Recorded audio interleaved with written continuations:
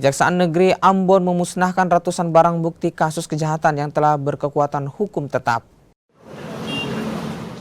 Pemusnahan ratusan barang bukti yang berasal dari 50 perkara kejahatan periode Januari hingga Mei ini dilakukan di halaman kantor Kejaksaan Negeri Ambon. Barang bukti yang dimusnahkan berupa sabu-sabu, ganja, hingga telepon genggam. Semua barang bukti yang dimusnahkan ini telah melewati proses persidangan perkara dan juga putusan. Kegiatan pemusnahan ini adalah suatu agenda rutin yang memang selalu kita laksanakan setiap tahun. Yang tujuannya adalah untuk memusnahkan barang bukti tindak pidana yang sudah mempunyai tuntutan yang berkekuatan hukum tetap atau tidak, agar supaya jangan sampai nanti disalahgunakan untuk hal-hal yang sifatnya.